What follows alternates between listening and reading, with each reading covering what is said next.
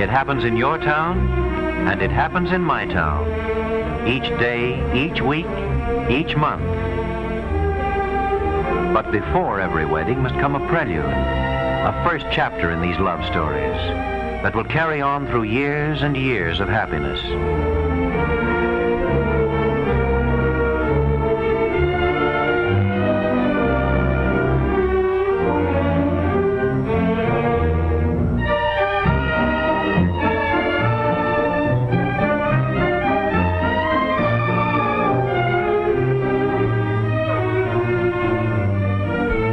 That diamond is symbolic of a pledge that will be made this year by nearly 1.5 million couples. The pledge to love and cherish, to honor and obey. The pledge to share a lifetime and build a heritage for new lifetimes to come. The plans for all these marriages are plans to spend money, for every marriage starts a home. And to start that home requires initial spending that's covered by savings, gifts, and carefully budgeted incomes. In 1941, these weddings will release for consumer buying millions of dollars from saving accounts alone, to which may be added that money which is newly diverted from salaries, to make deferred payments on items purchased, to give these new homes comfort and color and cherished self-expression. Although weddings have a tendency to increase in June and October, there are nevertheless thousands of weddings during the other months also, and these tend to steady this market more than we might realize. These things they buy are large unit purchases that run well over $100. Rugs and carpets to soften the floors, chairs and couches and beds and dining room tables and desks, radios and electric refrigerators, automobiles. A ship of matrimony, whether rich or poor, is fitted out with the best gear these young people can afford. For all these tangible evidences of their thrift and their taste are an expression of a vital inward resolution. Our home shall be beautiful because our love is beautiful. And what about sterling silver? What portion of these jealously guarded savings, these carefully budgeted incomes, will go for the purchase of sterling? Here is something that will truly give substance to their adoration.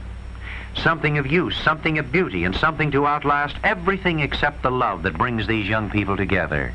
Yes. How about sterling?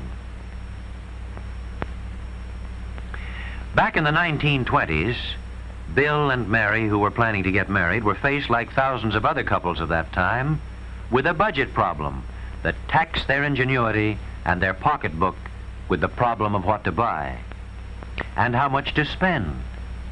And Bill was wondering just how much he would have to lay on the line for knives and forks and spoons.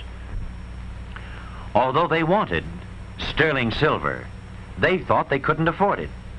And like so many other couples of that period, they decided that plated ware would have to do. For 20 years ago, sterling was only for the well-to-do. Bill and Mary, like thousands of other couples, thought that for the time being, their little home must be content with good plated ware. Of course, it wasn't true, for they went out and spent money on items like furniture and rugs that cost even more than sterling. Yes, Bill and Mary didn't know. They were sure that the rich beauty of sterling was beyond their means. Their desire for its traditional, lifelong prestige was surpassed by their desire for other, less permanent things. A heritage was within their grasp, and they passed it by because they didn't know. They were waiting to be told, but there was no one to tell them. The rich people knew about sterling, for it was a tradition in their families, or they read about it in Vogue, in Harper's Bazaar, and Vanity Fair. Back in the 20s, the dealer in solid silver, and the manufacturer too, relied on just this one market. The upper income group, the people who kept one or more servants, the people with town cars. Those dealers had not yet explored their entire market, nor found a means of developing this market, for nobody had told the Bills and Marys the entire story of sterling in their language. Truly, there was a job of telling, waiting for somebody to do it. In 1938, the International Silver Company decided to tackle this job of telling on the air.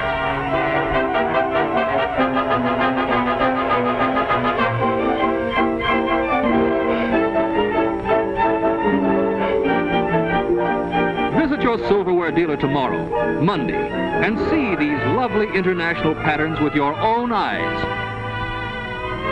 The Silver Theater. From the start, it was one of the outstanding success stories of radio, and made this campaign to tell America about sterling silver effective from the very beginning.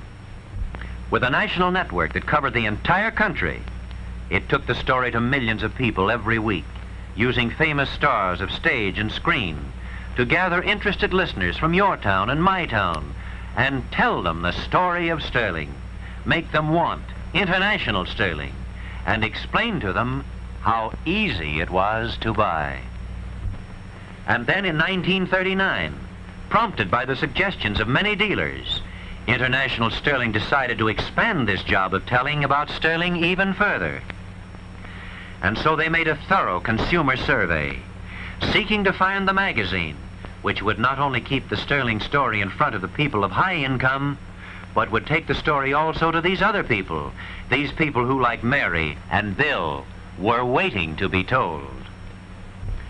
One publication, Life, emerged above all others, and so in a magazine campaign that was different, International brought the story of sterling to the Smiths and the Browns and the Joneses and the O'Briens. In strong, effective advertising, they began to first make Mr. and Mrs. America have greater desire for sterling's beauty, its lasting usefulness, its tangible expression of prestige and good taste. Second, this advertising made them want international sterling. International because its craftsmen for generations had developed perfection in the exacting skills required to execute these patterns of widespread and lasting appeal. And last of all, and most important, this advertising told these people that they could buy sterling. That sterling silver could be purchased on a budget plan or by one place setting at a time, making its purchase just as easy as the buying of rugs, of furniture, of radios. This advertising reached all over America and quickly captured the imagination of millions of potential buyers. Not only in Life magazine, but in Bride's magazine, Town and Country, and Vogue. These ads spread the fame and heightened the prestige of international sterling.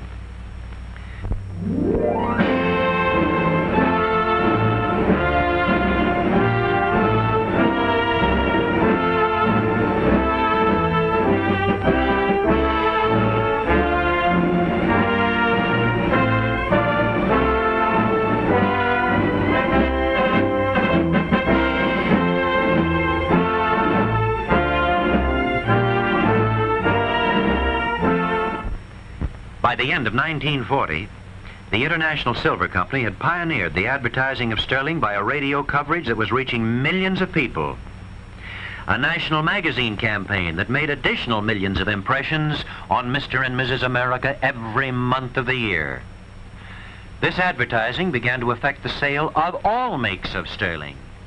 It opened up a heretofore unexplored market, increasing sales, building up profits, and offering untold opportunities for the years immediately ahead.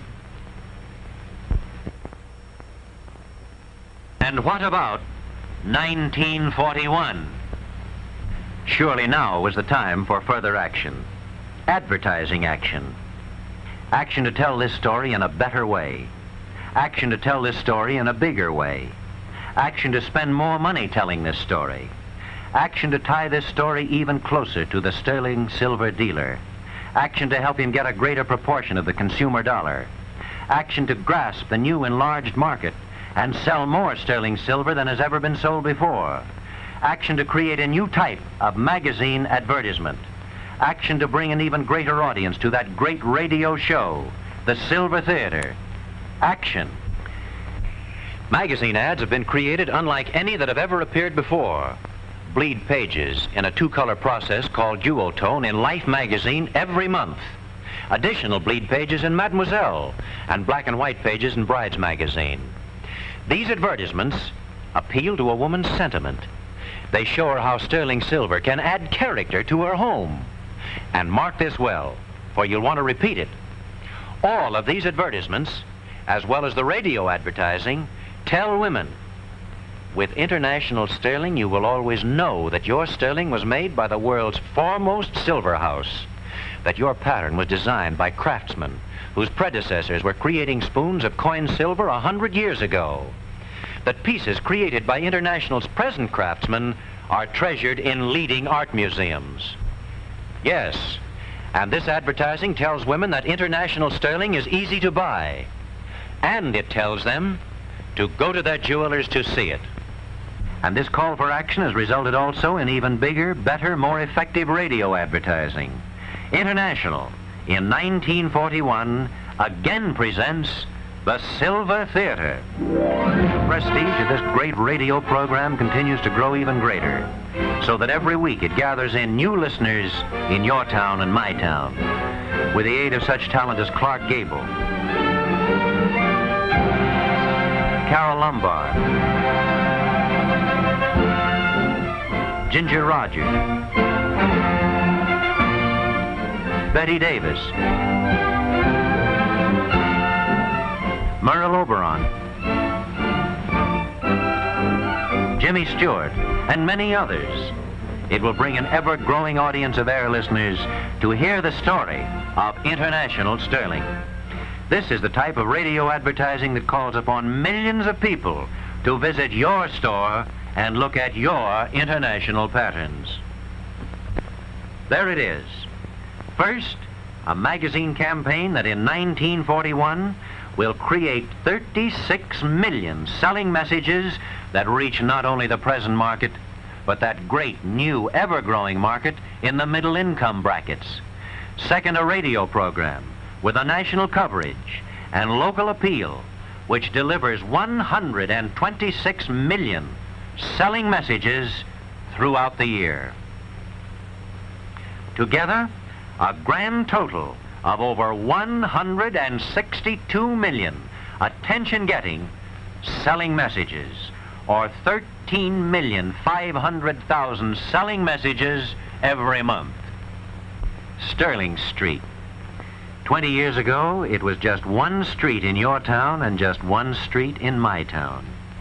It was the street where the president of the bank lived. It was the street where the owner of the biggest store walked next door to play cribbage with the most successful doctor. It was a street of quiet dignity and solid finance.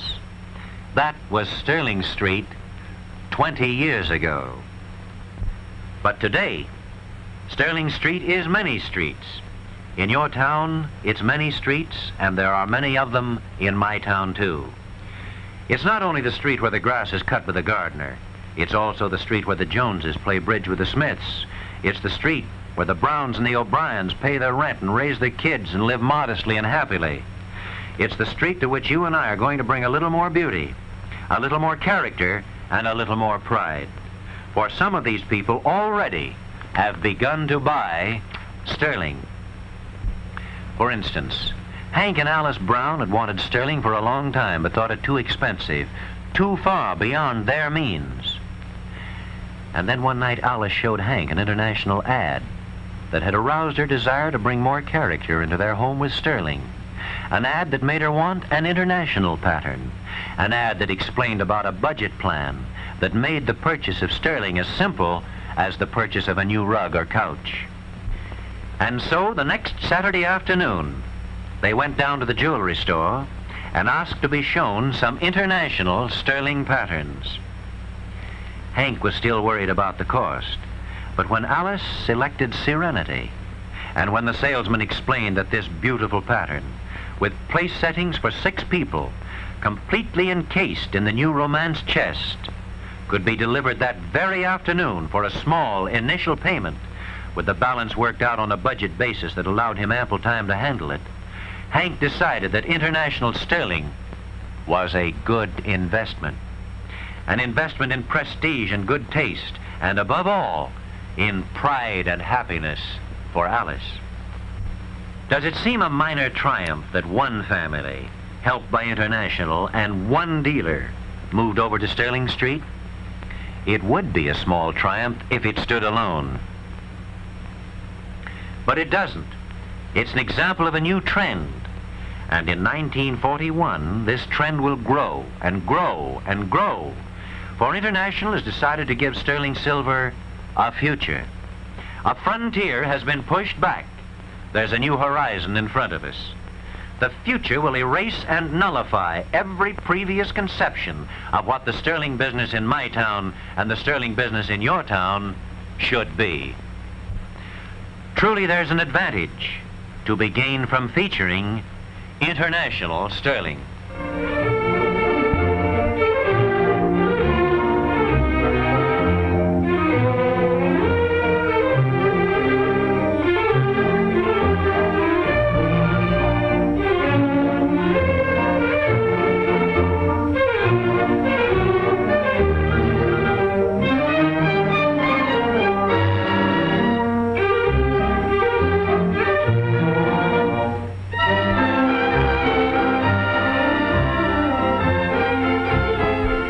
Above all, International brings you beautiful patterns. To mention just a few, they bring you Serenity, Prelude, Royal Danish, 1810, Enchantress, Minuet, Empress, Continental, all designed with the infinite artistry and beauty that makes your customers want International. We know they want our patterns. We know they can afford them. We're going to move ahead. In 1941, our story will sweep across the country with a greater impact and carrying a greater conviction than ever before. We have a national radio and magazine campaign that will send out millions of desire-creating, selling messages every month. The greatest advertising and selling campaign in the history of sterling silverware. This is national advertising, ready and waiting to become local advertising for your store. The instant you do one simple thing: tie in. Let the people in your town know that you carry this International sterling they've been reading about. Our advertising makes people want International. You tell them where to buy it. Here's how. Display International sterling in your windows and in your store. Feature it in your local newspapers. Distribute International sterling booklets to your customers. When you do this, you become a very part of this greatest of all campaigns to move more people than ever before over to Sterling Street. You can increase your profit. You can bring many potential customers into your store. You can add dollars to your volume. International is laying the foundation of a great future in sterling silver. That future belongs to you. Take it.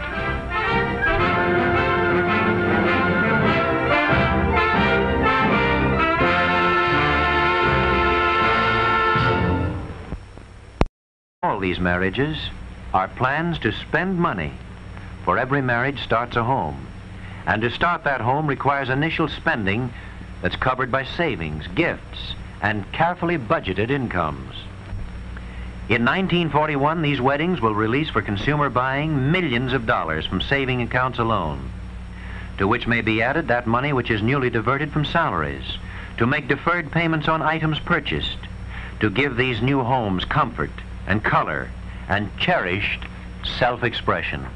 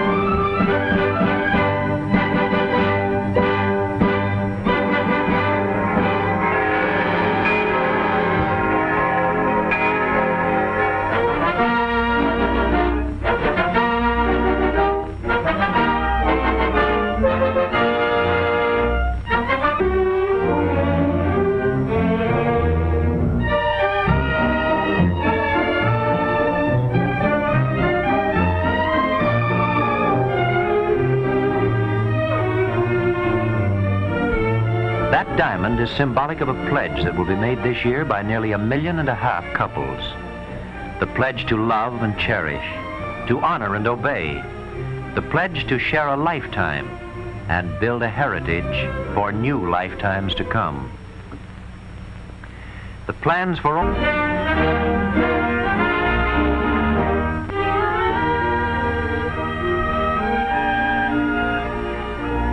It happens in your town, and it happens in my town.